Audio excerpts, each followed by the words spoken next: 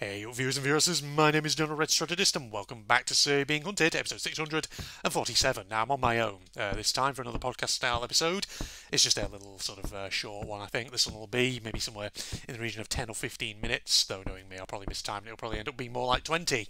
So, recording this actually the same day as the last episode when Phil joined me.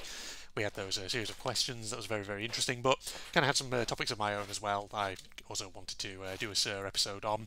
So once that recording session ended, I decided, screw it, I might record this episode straight away, ladies and gentlemen, or, same day, basically. And there's a few things, actually, that are honestly actually on my mind at the moment. It's actually interesting because I was actually hoping that I might as well actually air a little question that's been on my mind these last sort of couple of weeks or so.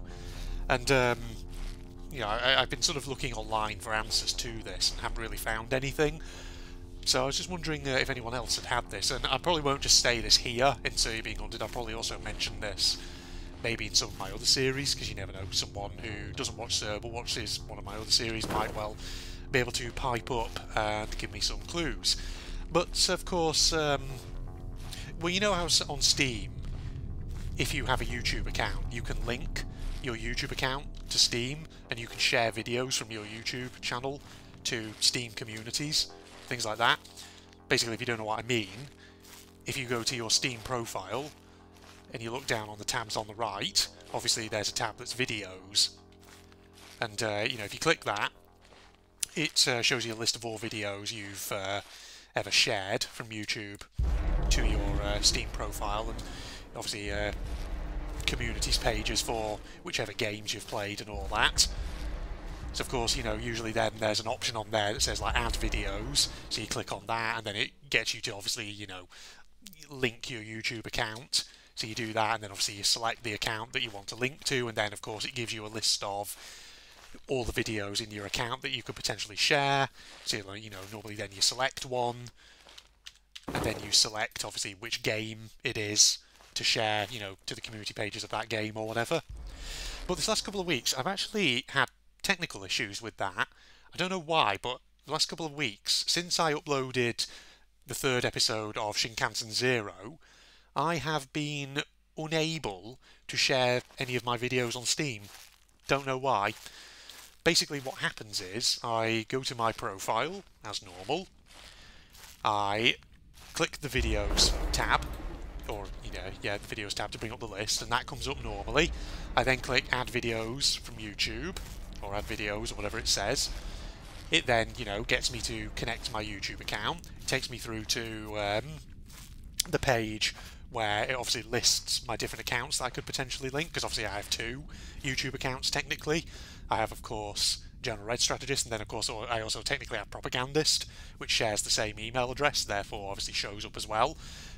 So what I do is I click General Red Strategist, but at that point, Steam just then goes to a black screen, and nothing else happens, and it's been like that now for at least a couple of weeks.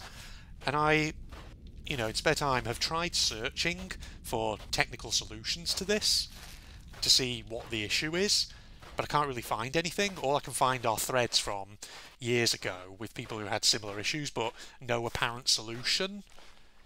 So it's really weird. I don't know why that is. Also, I've noticed when I go through all the Steam reviews I've ever posted, because usually in Steam reviews that I post, I always do put a link at the end of the review. If, I've done a Let's Play of it, I might just insert that in there. A bit of shameless self-promotion and all that. And usually, when you do that, if you then look at your reviews, it'll show the view count of the video. But I've noticed whenever I look at my reviews now, it always just says 0 view count for every single one of them. Every single video that I, link to in a Steam review. And that's really weird as well. I don't know what the deal is with that. Because obviously, all those videos you're seeing in the reviews, those links, obviously those are not to videos that have 0 views. Some of them have friggin' hundreds of views. So I don't get what the deal is. It feels like Steam this last couple of weeks has had some odd little technical issues. And I'm wondering, am I the only person who's had these? Has anyone else had them? I don't know. Let me know in the comments if you have any thoughts on what might be causing that, and if there's any sort of potential solutions. I'll keep looking in the meantime. I mean, not that it's a big deal, because the thing is, I don't actually know how many of you out there watching this actually find my channel or found my channel through videos posted on Steam anyway. I feel like the majority of viewers on my channel are people who found their way through things like the recommendations on YouTube, things like that, or through YouTube searches or whatever, that have, you know, utilised a combination of keywords that eventually brought you to my videos. But, you know, any sort of advice on that front would be very much appreciated. And like I say, I'll probably also talk about this in some of my other series as well, just in case anyone who doesn't watch Sir, but who also might be able to help, in case they know. In fact, actually, I should probably post this on the community tab, now that I think about it. Okay, well, looking at my sort of upload schedule, by the time this video goes out, in that case you might have actually already seen a message posted on the community tab from myself. And who knows, some of you may have already started replying to it, I don't know. But in the event that nobody's replied to said community tab, or in the event that I forget to post one before this video gets published, do let me know. So that's one of the things actually that's been on my mind lately. But in other news, yeah, I was actually thinking about something recently, a bit of reading material that I'd started. In fact, actually a few bits of reading material that I've been encountering lately, because you know me, I'm a bit of a bookworm. I'm your typical academic and all that. I love reading, I love literature, and of course, you know, my taste in literature sometimes can be very eclectic, quite diverse and all that. But recently, a few days ago, during the Easter holidays, I finished a rather interesting book by a guy called David Gran, and the book was called The Wager. It was basically a bit of maritime history. It was about a British warship in the 18th century that sunk basically off South America, the Tierra del Fuego, and its crew basically was stranded. And it's a really gripping tale. It's obviously a true story.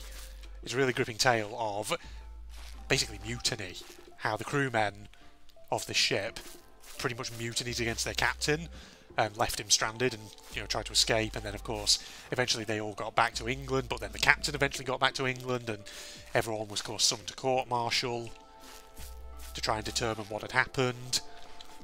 Really, really fantastic story. Because the thing is, I'd read another book by David Gran, Killers of the Flower Moon, which apparently has like a 3-hour movie based on it, and that's also actually a really gripping book, well worth a read.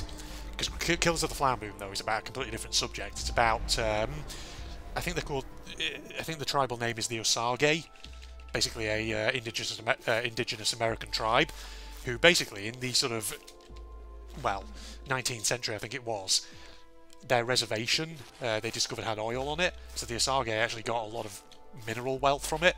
But then of course, it being the 19th century going into the early 20th century, because when of course, you know, there was a lot of racial prejudice, and of course anyone who wasn't basically white was seen as ethnically inferior. Basically it's a tale of massive injustice, how Osage people who had all this mineral wealth and were incredibly rich slowly basically had their wealth stripped away from them through things like guardianship laws, where the government said, oh no, Osage people now have, you know, especially if they are rich, they have to have a white guardian who looks after the money for them, and things like this. So of course there was a lot of corruption as a result.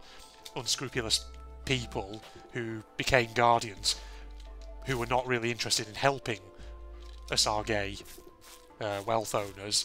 They were actually interested in just getting their hands on the money. And of course, Killers of the Flower Moon is all about how in the 1920s there was this big murder case that unfolded where a number of Osage people were being killed, and this was like the fledgling days of what was the Bureau of Investigation, aka the FBI as it later became known. And it's about how utterly deep kind of the well, basically there was essentially this conspiracy went in terms of the sheer number of people who were involved in it. And of course a lot of the people who were involved were sort of essentially white Americans who, for all intents and purposes, were very respected pillars of the community, but who turned out actually to be complete scumbags, who basically just were looking to gain money and wealth. And of course, these weren't, frigging down and out losers. These were people who already had wealth and status in their communities. These were people like bankers and respected community leaders, things like this, who were all involved in bloody criminal schemes to try and defraud and murder Asage people. It was a really fascinating book, really sort of eye-opener. I mean, we all know, of course, that back in the 19th and early 20th centuries there was a hell of a lot of racial prejudice. But still, you read a book like that and you can't help but seethe and feel sort of angry and think, God, how did these people get away with some of this shit? But they did, because that was a sign of the times and all that. So that was a fascinating book, and that The Wager one also is, well worth a read if you're into maritime history, like I am. Because the thing is, I think I've talked before about other sort of maritime history books I've read, like Madhouse at the End of the Earth, which I read quite a few months ago, which was about the Belgian Antarctic expedition of 1899. Seafaring stories and tales of, stories of seafaring hardship are always fascinating, because you just think, my God, you people who went on these must have just been insane. Yeah, but indeed. But the reading material that I'm on at the moment, I'm actually reading a couple of books at present. I'm reading a fictional story, The Second Sight of Zachary Cloudsley, which is set in the 18th century in London, and is about a kid who has second sight. I'm only sort of a few chapters into that, so we've not really kind of got to the main action yet, but it's interesting enough. But something that is kind of grabbing my attention at the moment, which I'm reading a lot of, is a manga, which not a new manga, not one that's been released recently. I think it was actually first published in Japan in 2014. But I was basically, when I was back up north recently over Easter, visiting family, I went out to Lancaster and I just stopped by Waterstones, because I always like going into their bookshop and just having a look around at the various sections, and I usually always troll over to the manga section upstairs and have a look. And if there's something that catches my eye, I might just buy it, whether it's, a series I've never heard of, or whether it's like a Ruby manga or something like that. I might just think, fuck it, I'll pick it up and read it. But I was there and I saw this one called High Rise Invasion, it's called, and I was looking at it, I was thinking, oh, okay, never heard of this. Sounds like an interesting premise though, because basically it's about a girl who finds herself in this strange kind of almost like liminal space world where everything's made up of, well, the whole world basically is made up of high-rise skyscrapers and high-rise buildings and blocks, and there's no like ground level access, so you can't get into the streets, and there's like nobody around except all these like weird people who are wearing masks who are trying to kill anybody who basically falls through into the world. And so basically the copy that I bought from Waterstones has volumes 1 and 2 in it, and I've just completed volume 1. So it has an interesting premise, basically, ladies and gentlemen. Like I say, it kind of has that liminal space vibe to it, and you know me, I've played quite a few liminal space games here on the channel. I do like the whole liminal space concept. So this manga, High Rise Invasion, it's not a horror, though it is, I'd say it's like a PG-15 in terms of age rating, things like that, because it's got some bloody violence in it, and it does have, admittedly, some, how should I say, fan service with its female protagonist, which is kind of, I think what makes that sort of creepy and uncomfortable a bit is the fact that technically the female protagonist is meant to be 16 years old, so it's like, yeah, let's not have these pantsuit shots, please. But looking beyond that, I am intrigued by the story, and the artwork is fine. I'm liking it. So, yeah, I'm enjoying it. But apparently, I did a quick sort of Google search, and apparently High Rise Invasion has lots of volumes, way more than 2. So, yeah, depending on how Volume 2 turns out, I might potentially buy some more of it. There are other mangas that I do want to sort of buy more of. I have some of the Ruby ones I need to get, Ruby anthologies, I need to get those, and read them at some point. What else? I wonder if actually there's any more Danganronpa mangas that I need to read. I think there might well be, because I think there are... I did see another series that was upcoming on Amazon, which I think was... I think there was one in the works, a Danganronpa manga. There was about Danganronpa 2, but possibly from Chiaki's perspective. Oops, sorry, it's not my microphone. So I definitely need to keep my eyes out for that in case. I think I'm remembering that right, but I'll have to keep my eyes peeled for that to see if that's been published yet, but I'm not sure. I'll have a look. But another series actually I do want to maybe pick up and try is a series which I've actually seen the anime of, both seasons of it, the Asterisk War, which apparently is like one of the most anime of animes, the anime adaptation that is, and what I mean by that is it's the most stereotypical anime you could get, i.e. sort of overpowered high school age students with crazy weapons and powers duking it out, so pretty standard fare for what you'd expect in anime, but so yeah, I've watched the anime adaptation of it, but I've never actually seen any of the source material that that's based on. So I'm thinking I might have a look for the mangas, because I'm sure you can get them on Amazon and things like that. And yeah, I might give them a run, because, you know, as sort of generic as the Asterisk War anime could kind of be at times, to put it that way, I did enjoy it for what it was. So it's worth having a look at. But other series as well, manga series that I kind of maybe actually need to take a look at. I read Volume 1 of The Detective Is Already Dead quite a while back, so I need to pick up Volume 2 of that, because I'm sure that's probably quite interesting. What else? Is there anything else I can think of that I should probably have a look at? Maybe actually a bit more One Piece. Because the thing is, like, I've watched about 150-something episodes of the One Piece anime, and quite a few months ago I decided to pick up some of the actual One Piece manga that that anime is originally based on. So I've read like the first 3 volumes of the manga, so I might pick some more of that up. So there's various ideas, ladies and gentlemen. But yeah, I want to talk a bit about my literature that I've been reading at the moment. It's like I say, a very eclectic and diverse mix of stuff that I've been getting my hands on recently. It's good. It's good, ladies and gentlemen. Alright, well, you know what? Looking at time, I think that'll probably do for an episode. We're actually coming up to not far off 20 minutes, so a little bit over the time that I said. It's actually coming up towards 9 o'clock in the evening, so I think I might, say that's all for today's recording session. And I might go and grab myself a drink, maybe sit down on YouTube and watch some Game Grumps, I think, ladies and gentlemen, because I've been having a bit of a nostalgia trip watching some old Game Grumps Sonic series. Like Sonic 06, I might see if I can have a go at that. I watched that quite a while ago, and I just remember it being very entertaining, so I might go and rewatch some of that, ladies and gents. So yeah, Facebook and Twitter links are down below, along with the link to my propagandist channel for anyone interested, and if you enjoyed, a like is of course always appreciated and all that jazz, but on that I'm going to sign off now. Ladies and gentlemen, goodbye.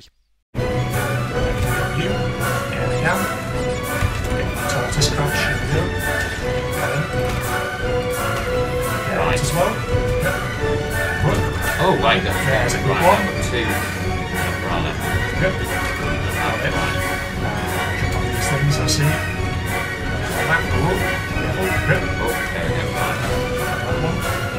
Oh, that's about time. Oh, manage yourself. Right. Okay, that's it. Oh, now. There nice. we go. Okay. Right. Now, both got for the same time, fortunately. Oh, yes, that's just really right. Yes. Perfect. That monkey doesn't seem to be. Oh, he is. Yeah. It's just staying.